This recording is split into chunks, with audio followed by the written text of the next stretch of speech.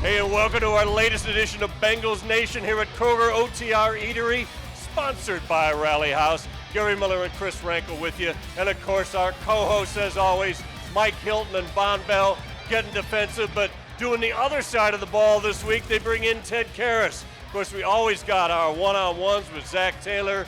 And as you see, David Fulcher's in the house, so we'll have our full rock locks. But right now, let's send it over to Chris and the guys. All right, here with Mike and Vonn, as we are every week. Guys, another big win on Sunday against Atlanta, a team that's been playing well, yet that offense came out, and they didn't get much off of you guys. Take me through it.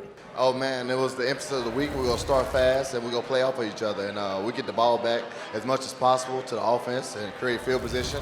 And really win on the early downs, on first and second down. And you didn't want to be in third and short because they was like top 4 in the league in third and shorts and just running the ball. So we was just trying to get them with negative yards the first, second down, and we just really stuck with the plan. Yeah, we took pride in making them one-dimensional. We knew how well they run the football, so we felt like we turned the run around and put them in drop-back situations. You know, that's playing to our advantage. And, you know, we put them in third down situations and we're able to get off the field and give the offense more opportunities. I know it's a long season. We said that even when things weren't going your guys' way, but now winning 4 of 5, do you feel it in the locker room? Do you feel like everything's starting to come together and maybe we're seeing what you guys are going to be? The tide's turning for sure. Everybody's staying even keel still.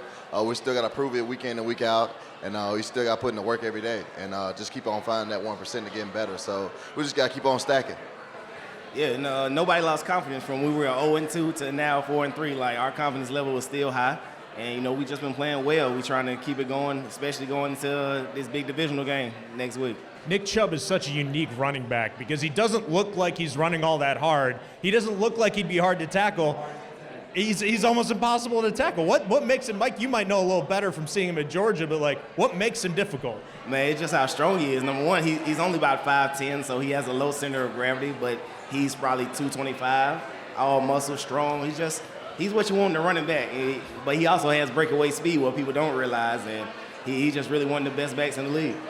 He is moving, of course, but I got to play against him in high school, so I got to see a lot of them too. And, man, he's a special, unique talent. Like you said, just very powerful. And he always making defenders miss and break tackles. So I told the DBs this week, wear your molded mouthpiece. All right, big game, obviously. Monday Night Football on Halloween, divisional game. How important is it to send a statement kind of in the rest of the division and in the state with those rivals up north? It's going to be very important. It's going to be a game to separate from the pack for sure and get our first divisional win. So we always going to get that because you got to win the division first. Yeah, piggyback what we say, it's a divisional game. We're trying to get our first one to help us, leapfrog and separate from the pack, like you said. So we just got to go out there, do what we do best, and that's just play sound, fundamental football and just complement each other. All right, that's enough from you guys for now. Let's send it over to Zach and Gary. Zach, after all those close games, it must feel great to finally have a little bit of a breather. I know you still had to keep them off the board in the second half, but to finally get some separation, that's got to be a sigh of relief. Well, we felt like we were in control of the game. I know we had a bad 30-second spurt there at the end of the half, but our guys did a great job rebounding from that, taking control of the second half and putting the nail in the coffin when we needed to. Normally, the book says, and you were a proponent of that, is if you win the toss, you defer. Now you're 3-1 when you get the ball first. Are you starting to change your mind? It's a game-by-game decision, and we just thought their style of play, where they really pound you on the ground and take possession of the overall time of possession. They do a great job controlling that. We need to take the ball early, get a lead, and make them play from behind with their style of play. And fortunately for us, it worked out that way. No second half touchdowns for the 7th straight game. Haven't done it all season. That's getting into historic territory. Why isn't this defense talked about more as a great defense? They are in our locker room. They are in this building. I've got so much respect for the job these coaches and players have done to be able to put us in a position to gain the momentum like we've had. It's a big part of that. They did it last year. They're doing it again this year. Whether or not they get the national respect that they deserve doesn't really matter. I think to those guys, that what makes them so much more impressive. But they're doing a heck of a job, and we're looking forward to them continuing that run. Now, when we talk, a lot of statistics, you say, well, I don't care, we just want to win the game. But you were well aware that T. Higgins could have given you seven or 9 more yards to give you 3 100-yard receivers. How aware are you of what's good? He was well aware. Yeah, he was in my ear a little bit, and we wanted to close the game out the right way, run the ball, keep it on the ground, keep churning the clock. We put a lot of run tags on those runs. I think Joe maybe paid a little extra attention to him. He had an opportunity, we didn't make it work. But it's in the context of how we want to play the game. It almost happened, but I'll never force anything. When we want to finish out a game the way we want to finish it out, the stats are irrelevant. Just getting started on Bengals Nation. More from Zach as he breaks down the Browns. And another rough week for our Faux Rock locks, as unlike the Bengals, some of us haven't turned our seasons around.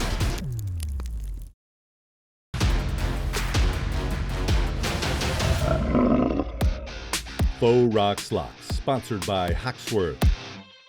Time for Faux Rock locks. I've had a horrible year. We aren't quite at the midway point yet, but picking against the Lions seems to work out. Cowboys beat them. I'm going with Miami to beat the Lions in Detroit. That's an easy pick. That's a good one. But picks are always easy and they always lose. Hey, well, I'm always going against the Pittsburgh Steelers. Yes. And I took Miami to beat them. Miami did beat them, but I lost by a point. Broke my heart. So this time I'm taking it's the New England and the Jets. The Patriots are giving the Jets 2.5 points. I'm taking the Jets. It's a bold bet. I'm going to stay with the New York team, the Giants. I picked against them. One of my few losses this year. I said, they're 4-1. I don't really believe they're that good at 4-1. Oh, yeah. Well, now they're 6-1, and they're facing Seattle in Seattle. Seattle's a 3-point favorite. I got to go with the G-Men. I think they're going to get it done because I keep betting against them and I keep losing. So we're going G-Men this week. Getting Defensive, sponsored by Blake Maisland. We your host, Mike Hilton, Vonn Bell. Today we got a real special guest, man. Real one. We're going to give it up for the anchor is what we call him. The center, Ted Karras. There we go. There we go, baby. There we go. All right. What's up, Ted? What's up, baby? What's up, guys? What's up, man? Welcome. Thank you. Getting a little offense and getting defensive this week. Yeah, we had you had to be the first one. You had to be the first one, man. The first one. We appreciate you coming, Well, man. thank you for having me. This is amazing. What a turnout here. Oh, yeah. All right, let's jump right to it. Well, Ted, I'll be first, man. Coming from New England, like, what traits and just intangibles you feel you brought over from New England to Cincinnati? Well, it's such a unique organization over there. Obviously, they're very disciplined, and they have kind of a system that's been in place 20 years, but it's been such a pleasure to come here, see the other side of how you can live in the NFL and still be successful. So it's been a great transition so far. All right. Hey, I want to ask a question. How's the preparation with number 9? My relationship? How the preparation throughout the week? Oh, man. I mean, he's lights out, locked in. I mean, the guy, I think on Sunday Night Football, Collinsworth called him an assassin. He is. And he really is special, very, very fun to block for. And, geez, he puts the ball right in the receiver's hands. He's special. Yeah. He's special, man. I'll be honest here. You really brought a different mindset, a different energy to this offensive line, man. And all you guys are gelling together, man. Just explain y'all relationship, man. Well, O-line is a unique position because we got the most guys out there, really, on offense. And, it's been a huge pleasure to come with these guys. We brought in such great guys, Alex Kappa and LC.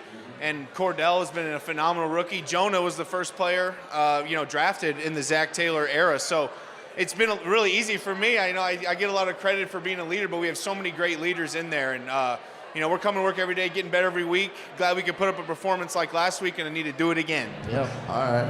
I got a question for you. How does it feel to be a part of a third-generation Super Bowl in the family, huh? Yeah, 3 Teds, 4 Super Bowls. Well, 3 Super Bowls, 1 World Championship. Yeah. Tell us about that. I'm the winningest. I know. But it's a lot of fun. That was fun growing up, man. And very special that I get to continue. It's been my dream my whole life. So to be able to live that out. I really want to get an orange one though, guys. Yeah, for sure, man. Got to. Last question from me, man. We got a big game Monday night, man, against a tough Cleveland Browns defense. Like, what do you think it's going to take for us to get a win? I think we're gonna have to stick to what we've been doing. We're getting on a roll here. It's a dog pound on Halloween. Gonna be, everyone against us, Energy. just us. It's gonna be crazy. It's gonna be crazy. Just us. And we'll be giving out king-size candy bars here up in Indian Hill, and coming back with a dub. There we go. That's all I got, baby.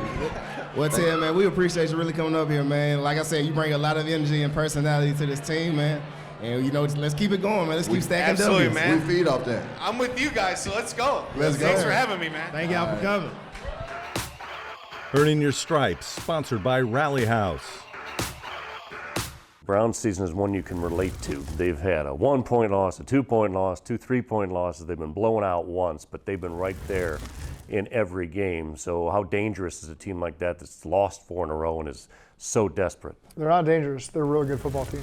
We see it on the tape. I've known that just from following their season, how their games have unfolded. Again, they've got a really good coaching staff. They have a lot of talent on that team. They've got good schemes that they implement with those players, and so it's always a big challenge to play against Cleveland. Are they an example of where a bad penalty or a turnover can turn the whole game? They've certainly had some unfortunate events, where games could have easily gone other way, and it wouldn't have really mattered how the overall core of the game played. The last play of the game sometimes just has not gone in their favor. Some quirky stuff has happened, and it's a team that very easily could be 5-2 right now, and we recognize that, we respect that. Our guys got to be ready to go play on Monday night. Myles Garrett, you're used to seeing. How much did it help to have already faced the Cowboys and the Steelers and those kind of pass rushers? You face him every week now, it feels like, but he's certainly one of the top guys you go against, and it certainly serves him well to have Jadeveon on the other side. So now you can't just turn all your focus to one. You got to worry about both of them. They've got good guys in the interior, and they got some good pressure packages as well that you got to prepare for. So again, they've got a good collection of talent over there that they utilize the right way, and it makes it difficult to prepare for. Monday Night Football, Halloween. Do you get a sense or else from your players? I know we're a ways off as we tape this, but of the significance of a Monday night game, does it have a different feel to it? I think our guys rise up, in these big moments, playoff games, night games, whatever it is, and so I expect our guys to do that as well. I don't know that they're paying too much attention to Halloween. That was the first I heard of that, and it was Halloween night. So, you're orange and black. Yeah, orange and black. Yeah, maybe we'll have a full moon or something. Who knows? But it'll be a fun experience that our guys are looking forward to. Next stop on Bengals Nation, Zac Taylor's Telestrator, including how Tyler Boyd got so wide open on that opening touchdown in the biggest receiving day of his career.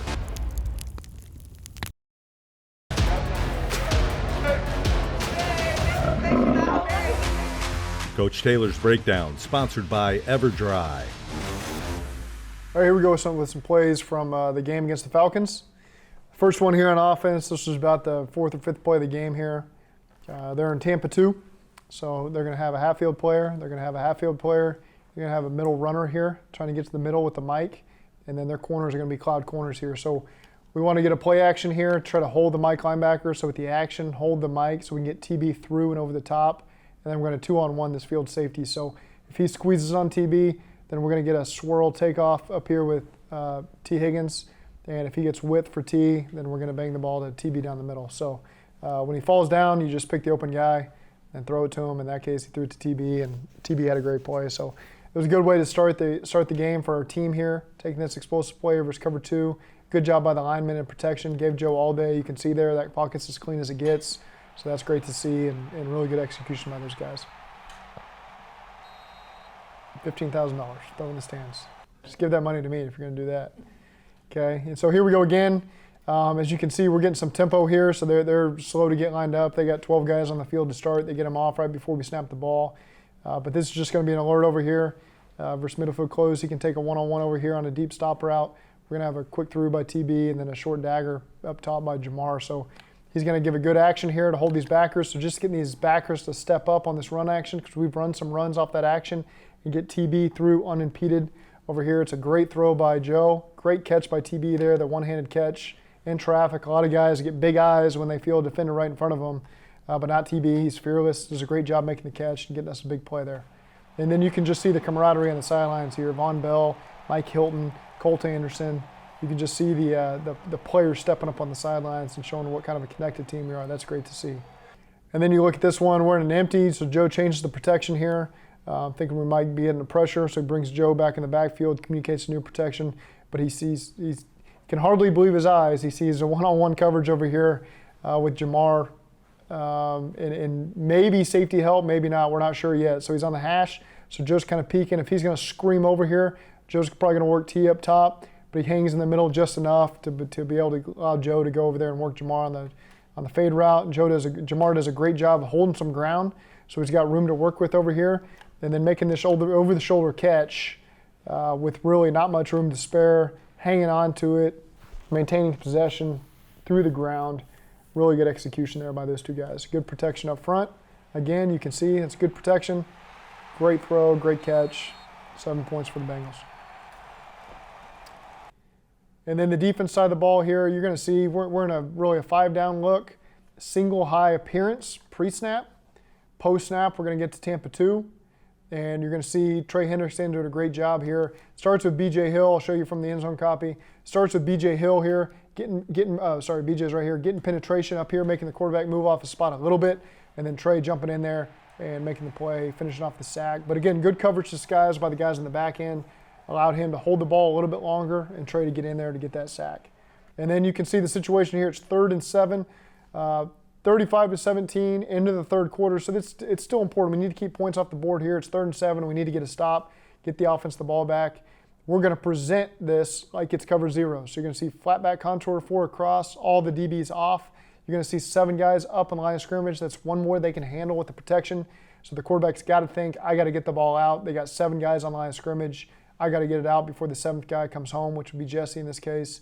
And then on the snap, as he gets to his check, we're going to get to cover 2 again. So you're going to see cover 2. You're going to see a middle runner there with Jermaine. You're going to see these corners jump up and play cloud coverage. And so, again, baiting the quarterback into a check, a 0 check, and then getting to a completely different coverage than he anticipates allows Sam to come off that edge and get this sack as he holds onto the ball a little bit longer than he probably liked to. So really good coverage disguise by all the guys working in conjunction with one another, and then a great job with Sam working one-on-one over there on the right tackle and doing a great job with his technique and finding a way to get the sack.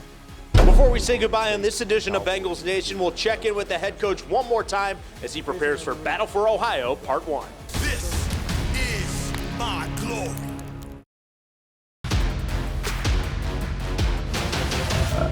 Chris's Star Matchup, sponsored by Gold Star.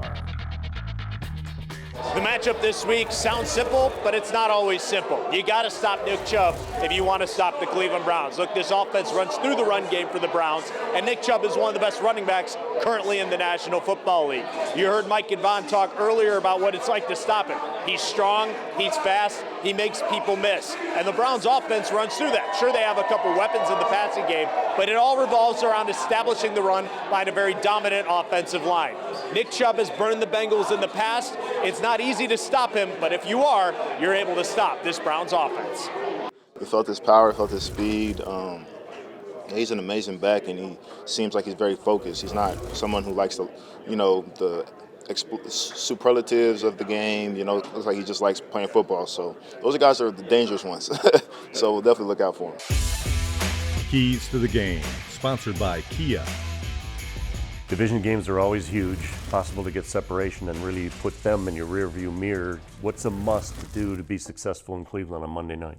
Well, just like we did this week, you got to start fast. This team is best suited to play with the lead, as most teams would probably say.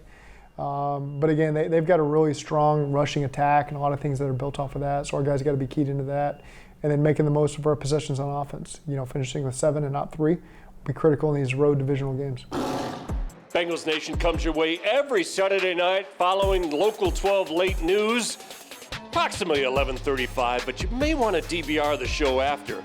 It's worth it so you don't miss Bengals Nation. All right, time for our favorite part of the show when we all get together and exchange some stuff. I was talking to Ted before the show. I'm old enough to remember your great uncle Alex. The first time you saw Blazing Saddles or Webster, how did you get introduced to that? What did you think when you thought, that guy's related to me?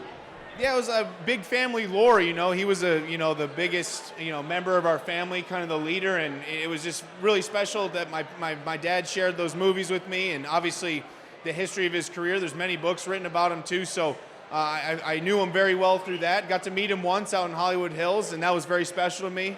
But he passed away 10 years ago to the day, a few weeks ago, so we were remembering him, and just recently got inducted to the Hall of Fame, so that was special for his family and ours. So you got the rings, but he's got the bust. He's got the bust.